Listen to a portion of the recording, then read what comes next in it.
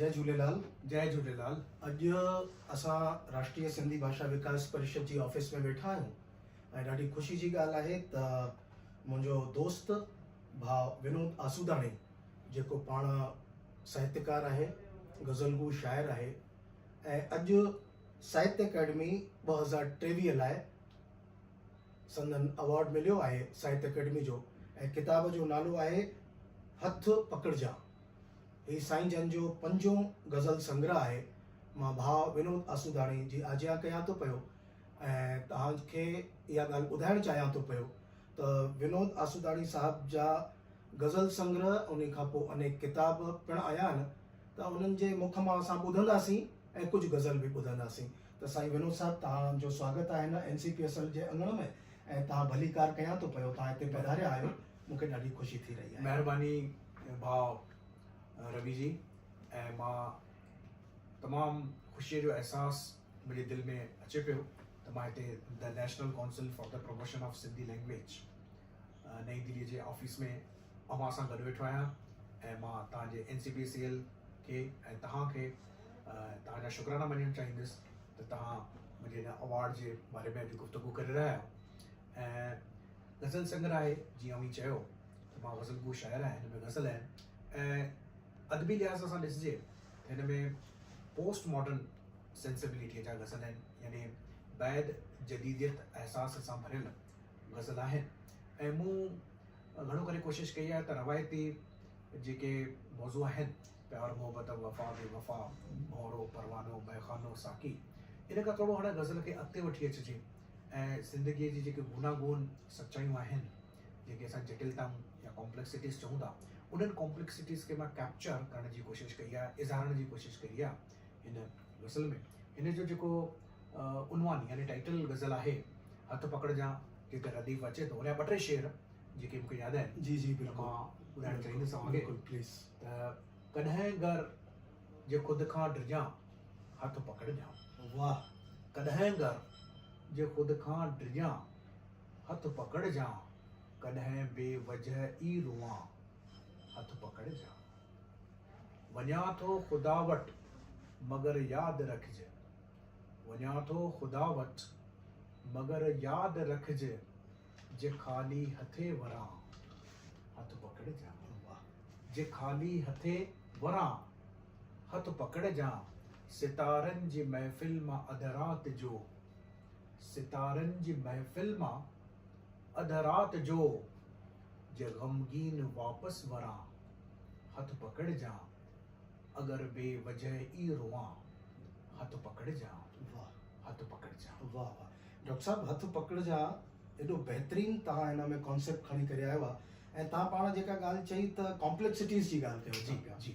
त तव्हांजे जज़्बाती शाइर, तव्हां जहिड़े जज़्बाती शाइर खे इहे कॉम्प्लेक्स व्यूज़ छो आया, छो छा चवणु चाहियो था पिया ऐं समाज खे कॉम्प्लेक्स जे तरफ़ां छा हिकिड़ो संदेश ॾियणु चाहियो था पिया? ज़िंदगी जेका आहे उहो सिधो सवाटो रस्तो न आहे।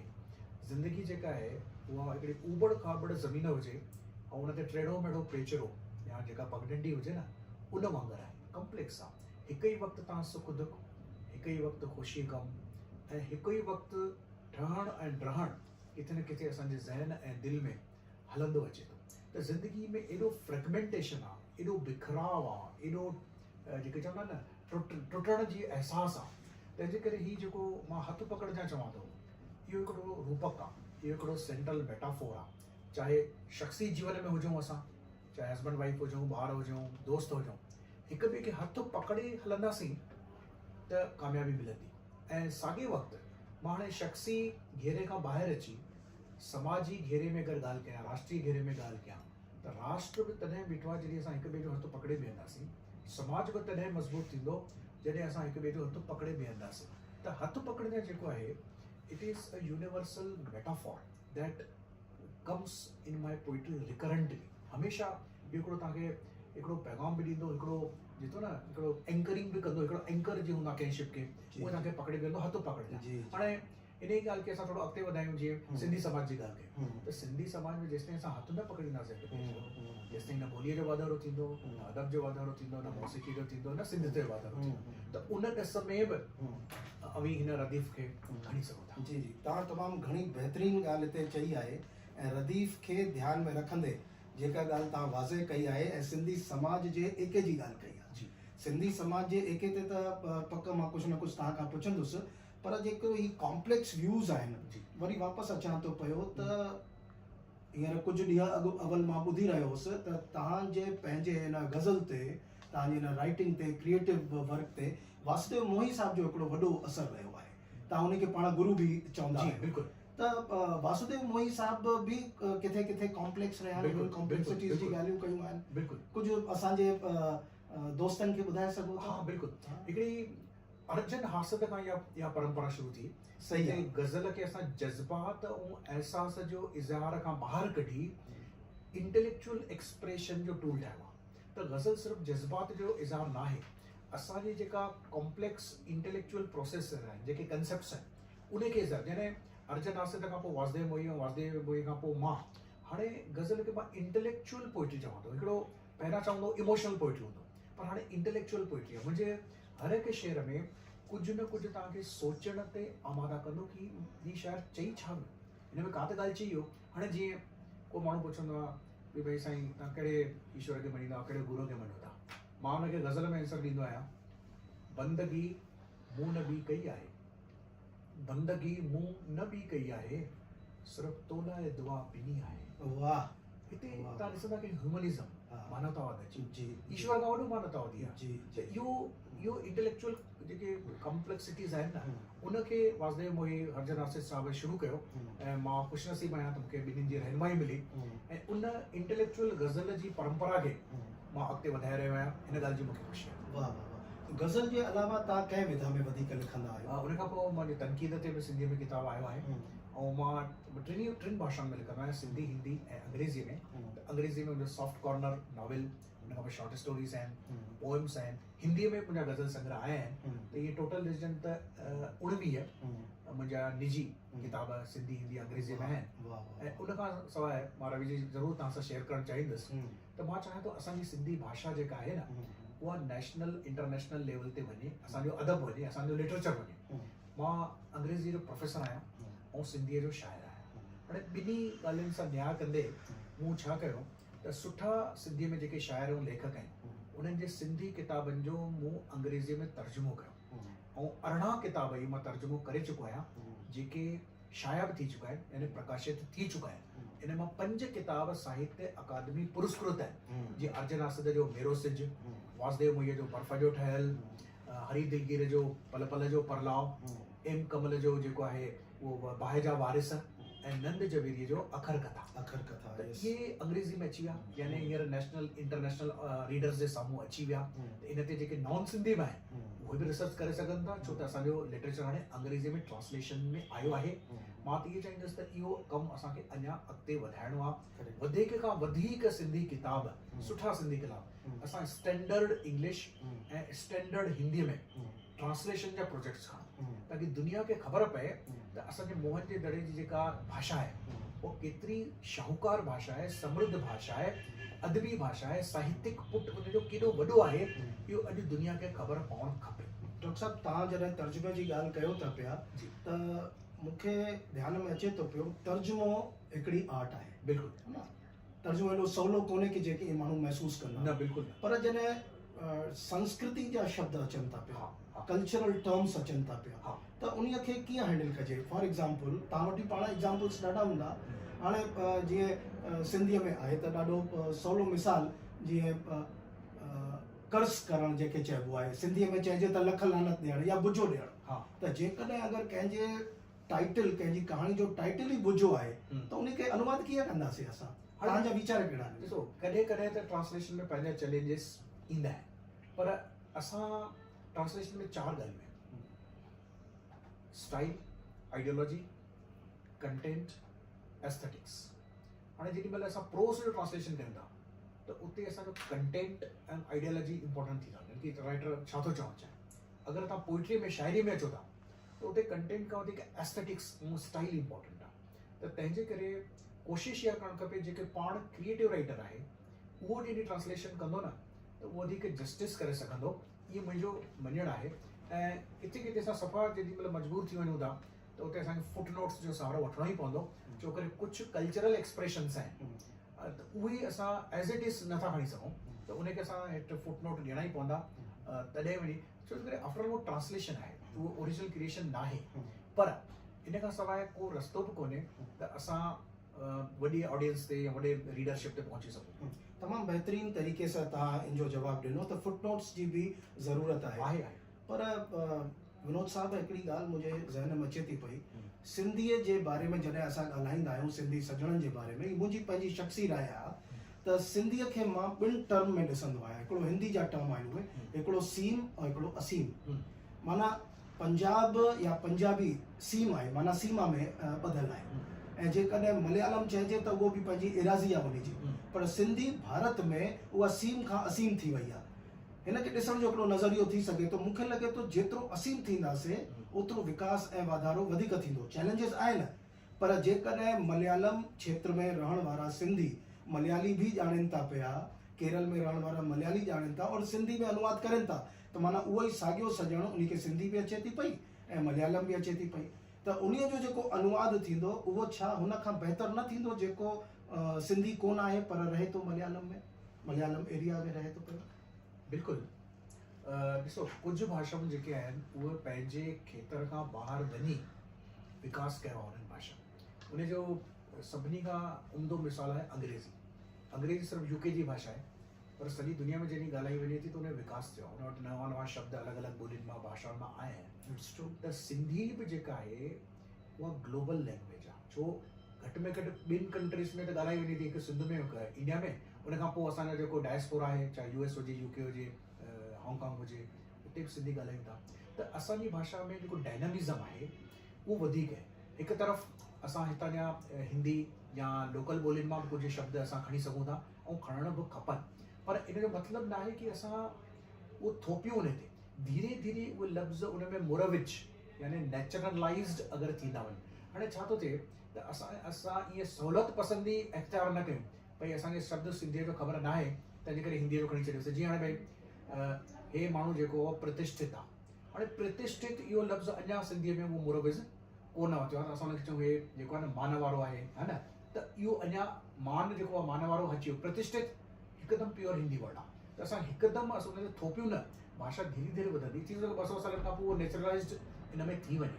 ऐं ॻाल्हि एॾी सुठी आहे त हिकु तरफ़ सिंधीअ में अञा ताईं जेके एक्सप्रेशन्स हुआ किथे पारसी, अरबी, पाली, प्राकृत भाषा में जेके आया आहिनि उहे बि आहिनि, ॿिए तरफ़ संस्कृत ऐं असांजे रीजनल ॿोलियुनि मां जेके लफ़्ज़ आया आहिनि, त इहे ॿई सुठियूं परंपराऊं आहिनि। असां ईअं न सम्झूं त हुतां कोई भई उर्दू जो लफ़्ज़ आहे त उहो ख़राबु आहे, या कोई संस्कृत जो लफ़्ज़ आहे त उहो ख़राबु आहे। असां हुनखे नेचुरलाइज़्ड करण जी कोशिशि कयूं। भाषा त वहंदड़ वहकुरो आहे न, त उनखे रोकींदासीं कोन। त जेकॾहिं असां जंहिं एराज़ीअ में रहूं था पिया उतां जा लफ़्ज़ सवलाईअ सां अचनि था पिया ऐं उते मुरविज़ थी वञनि था पिया, त उनखे स्वीकार करणु खपे। उहो सिर्फ़ु इहे न कि भई सिर्फ़ु उते क्षेत्र में ई मुरविज़ आहिनि, पर धीरे धीरे करे सभिनी खे सम्झ में अचणु पैन इंडियन थी वेंदा न, पैन इंडियन थी वेंदा जेके अहिड़ा लफ़्ज़ प्रोसेस आहे। त इन में छा थींदो आहे, कुझु लफ़्ज़ ऑब्सोलीट थी वेंदा आहिनि ऐं कुझु लफ़्ज़ हलंदा आहिनि। त इहे जेके लफ़्ज़नि जो हिकिड़ो वहकुरो आहे उहो त ॿोलीअ खे वधाईंदो आहे, शाहूकार।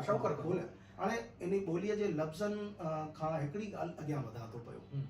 असांजे सिंधी समाज में स्क्रिप्ट खे खणी करे तमामु घणी गुफ़्तगू थींदी रही आहे, पर मां उन में इन्वॉल्व नथो थियणु चाहियां, पर समाज खे ॿुधाइणु चाहियां थो पियो जेके बि प्रोग्राम ॿुधी रहिया आहिनि, त असांजो भाउ विनोद आसूदाणी ब्रेल लिपीअ में सिंधी पढ़ंदो आहे ऐं ब्रेल लिपीअ में लिखंदो आहे। Braille is a script. त इन ॻाल्हि खे पूरे समाज खे तव्हां ॿुधायो त ब्रेल लिपीअ में बि सिंधी अदब कंहिं बहितर तरीक़े सां लिखी सघिजे थो। छो त लिपि हिकिड़ो वेस वॻो आहे, आत्मा त भाषा आहे न, भाषा आहे। त आत्मा सिंधीअ जी भाषा जेका आत्मा आहे, आत्मा खे अञा वधीक पब्लिक ताईं, समाज ताईं, मुख़्तलिफ़ दोस्तनि ताईं वधाइजे, त उन में ब्रेल लिपि कीअं रोल प्ले करे रही आहे, पर्टिकुलरली तव्हांजे पंहिंजे जीवन में उहो कुझु ॿुधायो जीअं माण्हुनि खे ख़बर। जी, मां जीअं तव्हांखे ॿुधायां त मां जनम खां ई नेत्रहीन आहियां, तंहिंजे करे ब्रेल मुंहिंजे लाइ रीडिंग एंड राइटिंग स्क्रिप्ट आहे।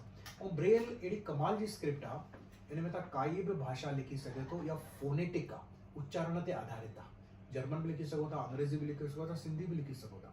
त मां पंहिंजे गज़ल पहिरियां ब्रेल में लिखंदो आहियां, उहा स्क्रिप्ट आहे मुंहिंजे लाइ, भाषा सिंधी आहे। हिंदी जा गज़ल मां ब्रेल में लिखंदो इहा आहियां। ॻाल्हि ॿीहर चओ, सभिनि खां पहिरीं तव्हां ब्रेल में लिखंदा सभिनी खां पोइ मां ब्रेल में लिखंदो आहियां। अरे वाह, उन खां पोइ मां कंहिंखे डिक्टेशन ॾींदो भई तव्हां मूंखे हाणे तव्हांखे गज़ल लिखाइणो आहे, किताब छापाइणो आहे, हाँ। त मां कंहिं दोस्त खे चवंदो मां ॿुधाईंदो वञां तूं हाणे उनखे टाइप कर वेही करे। हाँ। पर मां पहिरियां ब्रेल में लिखंदो आहियां। मुंहिंजो फर्स्ट जेको मैन्यूस्क्रिप्ट आहे हाँ। उहो हमेशह ई ब्रेल में हूंदो आहे। वाह। त इहा मुंहिंजे लाइ हिकिड़ी लिपि आहे। हाँ। त हाणे मां लिपीअ ते ॻाल्हाईंदुसि न, हाँ। जंहिंखे जेका लिपि सवलाईअ सां अचे थी, मज़ो अचे थो, हाँ। उन में भली लिखो, पर भाषा सिंधी लिखो। Very good, very good. इहो ई थॉट थियणु खपे। असां सभिनी भाउ विनोद जे हिन वीचारनि खे ॿुधासीं ऐं भाउ विनोद साहब क्लियर चवनि था पिया त लिपीअ जे चक्कर में न पोइ। अॼु हिन 75 सालनि जी उमिरि में त देश आज़ादी जा 75 साल थी विया।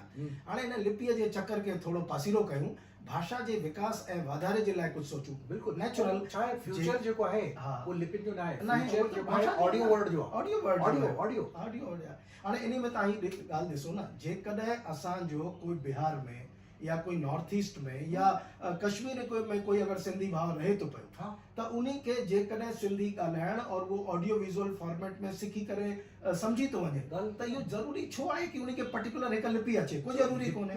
लिपि जेका आहे न, उहा कंहिं बि ॿोलीअ खे, भाषा खे प्रिज़र्व करण जो तरीक़ो आहे। That's तव्हां wonderful। लिखी रखियो किताब, हाँ। 10 साल पोइ माण्हू कोई पढ़ी सघे थो। जी। हाणे लिखण जे बदिरां अगरि मां ऑडियो रिकॉर्ड कयां, हाणे पंहिंजो हिकु इंटरव्यू आहे, हाँ। हे लिखियल कोन्हे, हाँ। हे असां रिकॉर्ड पिया था कयूं, रिकॉर्ड कयूं त था। 100 साल पोइ बि कोई माण्हू अगरि सिंधी सम्झंदो हाँ। त हे इंटरव्यू ॿुधी सघंदो। जी। उन लाइ लिपि इज़ इररिलेवेंट। जी जी। त इन जे लाइ पंहिंजा जेके बि सिंधी सॼण अॼु हिन भारत में आहियूं, उन्हनि खे हिन पर्टिकुलर हिन पॉइंट जेको आहे लिपीअ जो पॉइंट, इन खां थोरो पासीरो करणु खपे ऐं भाषा जे विकास लाइ जहिड़ी लिपि आहे, तव्हां मोकड़ी 5 लिपियुनि में था लिखूं पोइ हा, त पोइ लिखंदा न मोकड़ी वारा। मूंखे त डॉक्टर साहब इहा ॻाल्हि ख़बर आहे त तमिलनाडु में कहिड़ा अहिड़ा सिंधी रहंदा आहिनि जेके हाँ। तमिल में सिंधी लिखंदा। छोकिरो उन स्क्रिप्ट तमिल आहे, हाँ, उन सिखिया ई हुआ माना आहिनि। सिंधी भाउर उहे सिंधी लिखनि था पिया, तमिल में लिखनि बिल्कुलु था। लिखण ॾियो न। त उन में कहिड़ी कहिड़ी वॾी ॻाल्हि आहे इन में? त इहा ॻाल्हि रोमन हुजे, देवनागरी हुजे, पर्शियो अरबिक हुजे, हाँ। लिपि is not the issue. Issue कोन्हे, लिपि टूल आहे। लिपि टूल आहे, लिपि टूल आहे। सुठी ॻाल्हि कई। त साथियो, हींअर असां साहित्य ते ॻाल्हायोसीं, लिपीअ ते ॻाल्हायोसीं, ब्रेल लिपीअ ते ॻाल्हायोसीं, पर हाणे अचूं था पिया जंहिं अङण में वेठा आहियूं, जंहिं इदारे जे अङण में ऑफिस में वेठा आहियूं, हिन जो नालो आहे national council for promotion of Sindhi language, माना राष्ट्रीय सिंधी भाषा विकास परिषद। ही भारत सरकार जो इदारो आहे, भारत सरकार जे शिक्षा मंत्रालय जो ही इदारो आहे। 30 साल हिन जो जीवन पूरो थियण वारो आहे। मुख़्तलिफ़ योजनाऊं हलंदियूं रहियूं आहिनि। त डॉक्टर साहब बि अनेक योजनाउनि सां हिन सां जुड़ियल रहिया आहिनि। त जेकॾहिं NCPSL जे बारे में कुझु वीचार पंहिंजा रखनि था, स्वागत आहे डॉक्टर साहब तव्हां। बिल्कुलु। पहिरियां त मां डॉक्टर रवि प्रकाश टेकचंदानी साहिबनि खे वाधायूं ॾींदुसि त उन्हनि जे रहनुमाईअ में NCPSL जेके कम कया आहिनि, मुंहिंजे नज़र में शख़्सी रूप जो मुंहिंजो रायो आहे त हिकु बुनियादी कम कया आहिनि। ऐं कुझु कमनि खे त मां बिल्कुलु पब्लिकली साराइणु चाहियां थो।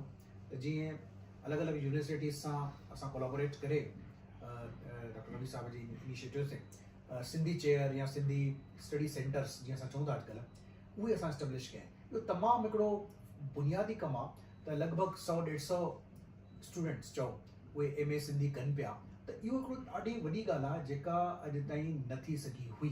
त इहो कमु अञा अॻिते वधे, अञा यूनिवर्सिटीज़ सां असां गॾिजी करे अहिड़ा ई चेयर्स ऐं स्टडी सेंटर्स डॉक्टर साहब खोलियूं, त इहा जेको मुहिम आहे अञा अॻिते वधे, इहा मुंहिंजी दिली ख़्वाहिश आहे। महिरबानी डॉक्टर साहब। इन में हिकिड़ी ॻाल्हि मां सभिनी खे ॿुधाइणु चाहींदुसि त राष्ट्रीय सिंधी भाषा विकास परिषद जा जेके सदर आहिनि, अॼु जा असांजा शिक्षा मंत्री माननीय धर्मेंद्र प्रधान जी आहिनि ऐं उपाध्यक्ष आहिनि डॉक्टर मोहन मंगनानी जी, जेके बेंगलोर जा आहिनि। उन्हनि जे मार्गदर्शन में, उन्हनि जे रहनुमाई में तव्हांखे बि ॿुधाईंदे ख़ुशी महसूस थी रही आहे ऐं तव्हांजे सहकार सां, सहयोग सां सभिनी समाज खे ॿुधाइणु चाहियां थो पियो त जेकॾहिं NIOS national institute of open schooling, इन मां तव्हां जेकॾहिं हिकिड़ो सब्जेक्ट सिंधीअ जो खणो था पिया, त NCPSL तव्हांजी फीस जेका 1000 रुपयो तव्हांखे एज़ अ मानदे उहो तव्हांखे वापसि कंदी। जेकॾहिं 12th तव्हां कयो था पिया हिकिड़े सब्जेक्ट सां सिंधीअ में, त तव्हांखे उहो 1000 रुपयो उनजी फीस या एग्ज़ामिनेशन फीस जेका आहे उहो रियम्बर्स कंदी। माना तव्हांजो 10th जेकॾहिं सिंधीअ में आहे त उहो तव्हांजी पंहिंजी जेका डिग्री आहे न 10th जी उन में क्रेडिट क्लब थी वेंदा।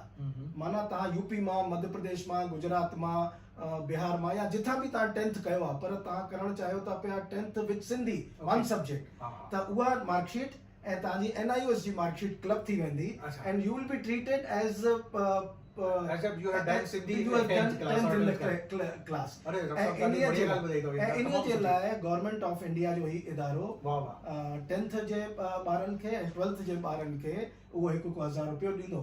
पर हिकिड़ी ॻाल्हि ॿी वाज़े करणु चाहियां थो, सिर्फ़ु NIOS लाइ न, CBSE जेकॾहिं तव्हां CBSE मां बि 10th और 12th कयो था पिया त उन्हनि खे बि 1000 रुपयो एज अ ऑनरेरियम इहो वापसि कयो वेंदो। त हिन ॻाल्हि खे अञा वधीक प्रचार प्रसार कयो त जीअं सभिनी ताईं पहुचे ऐं जेकॾहिं को अहिड़ो बि सॼणु जंहिंजी उमिरि रिटायरमेंट जे वेझो आहिनि या 65 खां मथे थी आहिनि उहे पाण बि पूरे कुटुंब समेत NIOS में 10th अप्लाई करे सघनि था।